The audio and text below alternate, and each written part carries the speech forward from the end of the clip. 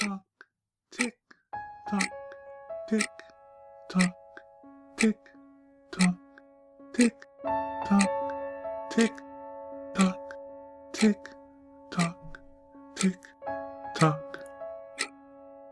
The clock beats to a rhythm, but it holds no time. The precious beats tell me the time is still flowing, though. There's no need to know how much of it has passed. Tick tock, tick tock, tick tock. The clock is an old friend. Though I don't always know he's there, he is always waiting for me.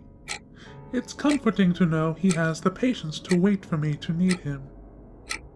He'll be waiting for me when I need him again. But I'll be leaving him again soon. I'm sure he understands.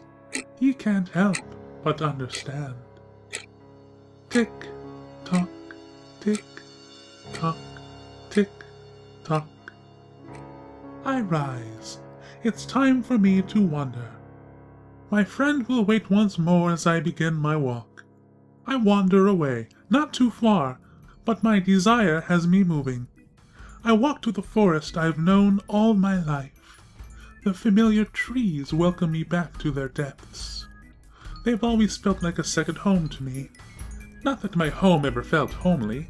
The woods were always my getaway. These woods are empty now. They used to be filled with so many friends. They all left a long time ago, but I still visit in memory of those friends. I reach the old picnic table, wearing away with age, it's starting to rot away. No one has taken care of it in my absence, but I don't mind. This table played host to my parties before anyone knew I liked to throw parties. Balloons lay scattered around, long since deflated. Old streamers line the trees, confetti is scattered amongst the leaves and grass. So many parties were thrown here, so many of my friends would I invite. They loved my parties, every moment of them. This table would often become covered in the remains of a good partying day. It's been so long since I saw it repainted that wonderfully glossy, deep red color. All that remains are the old stains of parties long since gone. The memories of our games are strong, though. My favorite game was always Surgeon, a game that always required a high level of skill and precision. My friends loved to make it harder on me, too, by squirming and trying to escape my hold, but it was all in good fun. I would take them apart and see what made them tick inside. Then we'd have the ingredients to make the most wonderful snacks for all our friends. My mouth still waters at the deliciously salty, though slightly bitter taste. Tick tock, tick tock. Time is slipping by now. I can see the clouds starting to form, and they'll be blocking Celestia's sun soon. I can tell from the formation that they're preparing for a rainstorm tonight. I still have business to deal with elsewhere, so I should continue moving before it gets too late. I don't want to get caught in the downpour. I begin to leave the forest. I don't know how much time has passed, but my body seems to be moving as if on instinct. This particular path is one that has become ingrained into me over time. While I try not to do the same thing over the course of a few days, this is the one thing that does not change. Leaving the forest, I soon enter a realm of empty darkness. It's been devoid of anything for as long as I remember it. I don't know why it was made so desolate, but it seems nothing can be built here. Everything is darkness, from the floors to the walls and the sky. I reach the end of the dark realm, and I sit down. Before me sit the gates of the gods, separating me from them. I wait here every day, I've gotten the timing down. If I wait here, I'll see a god. As if on cue, a brilliant light flares up. The light that tells me a god has made itself known. Its figure appears in the light, a silhouette of its true self. It comes forth and stands before me, standing behind the gate of the gods. I smile at the god. I can't see too well into the bright light, so I squint my eyes just to see what I can. Metal crashes to the ground. I hear the god give a loud, angry huff before I see the figure raise its front leg and kick something, followed by the loud cry of metal scrapping along the ground. The god then turns and walks away, taking his light with him as the world returns to the darkness. My vision clears, once more able to see everything that resides in the darkness. At my hooves, I see the food that has appeared before me. A bowl of brown, mushy gruel, a gift from the gods. I give my thanks to the god, as I then begin to eat the food I have been given. It's not the most delicious food I've ever eaten. No, that particular dish will always have a special place in my heart. But for what it is, it's a good meal. I finish every last speck of what's in the bowl. Once I finish, I give my thanks to the god. I've always enjoyed getting gifts. This one, even as simple as it is no exception. Tick, tock, tick, tock, tick, tock. I finally leave the darkness.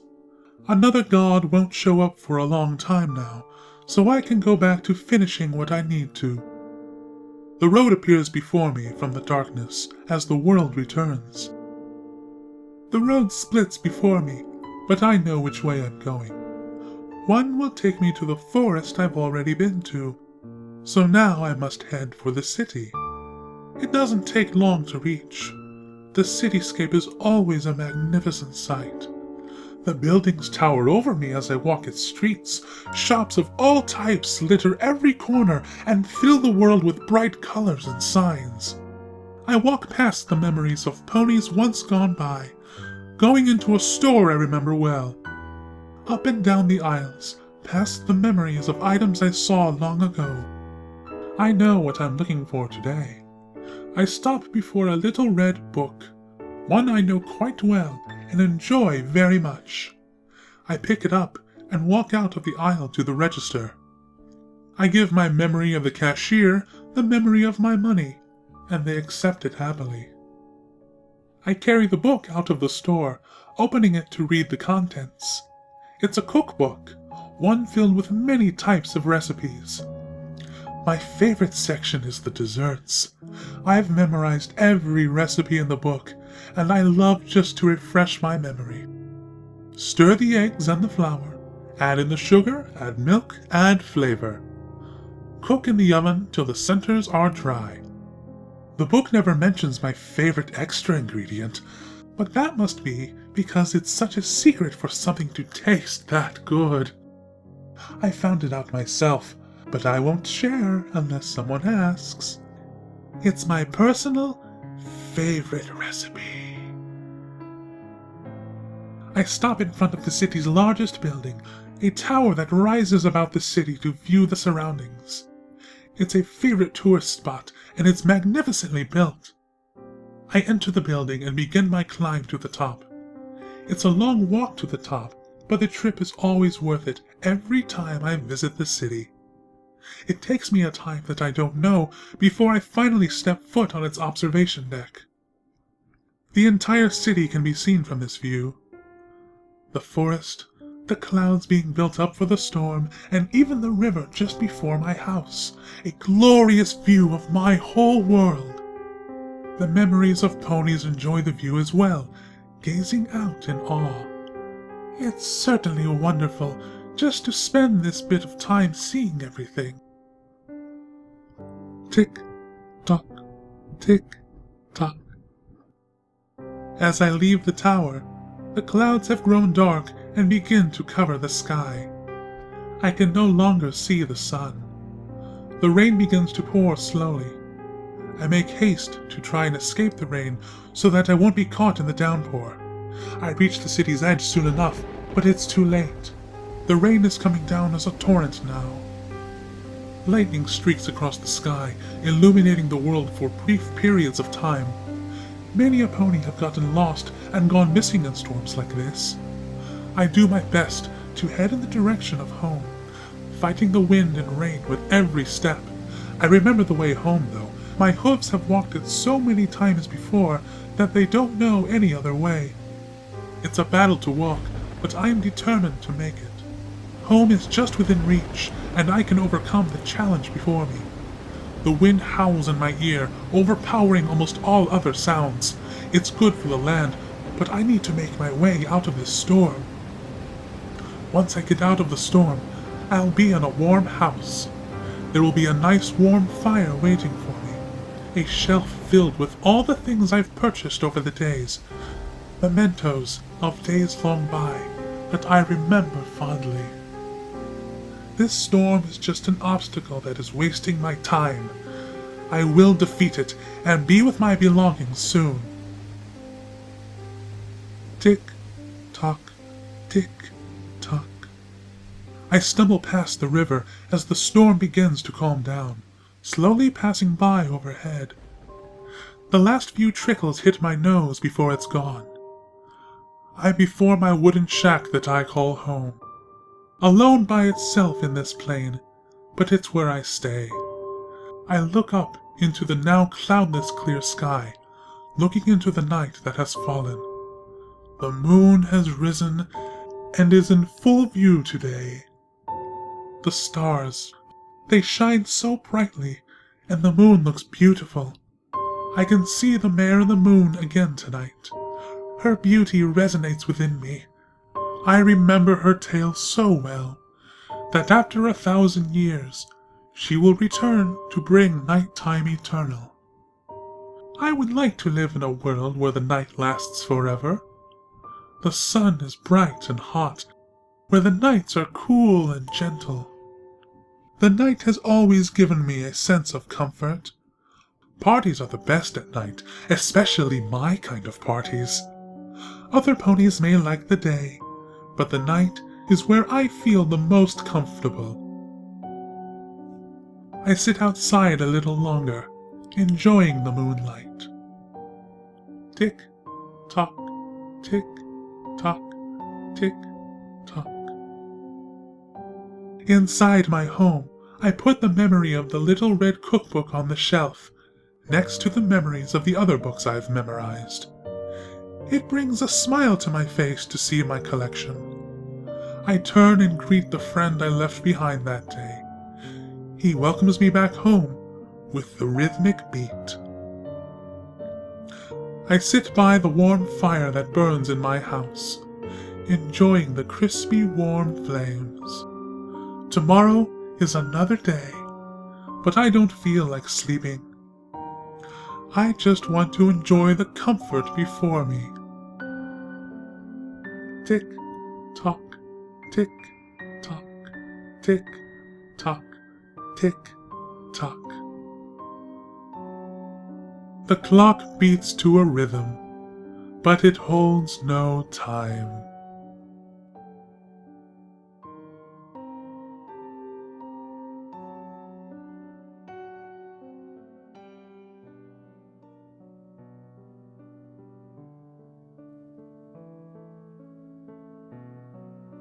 And you're telling me this prisoner never leaves his cell? Celestia asked the guard that had handed her a note from the prison that held this prisoner. It was their yearly mental evaluation of him. Yes, Your Highness. He's also never been given any items or time outside of his cell. The guards believe that everything described in his evaluation are from the pictures he's painted on his walls in his own blood. I see, Celestia said, not sure what to make of the letter, as she rolled it back up. Your Highness, I know how this is going to sound, but the prison has asked for special permission to allow them to execute this prisoner. The guard hesitated to explain it. What? They know I've strictly forbidden executions of any pony. Why would they ask me to make such an exception? The idea of accepting an execution request made her angry. She hadn't allowed an execution in over 400 years. Seeing any of her subjects killed made her stomach twist.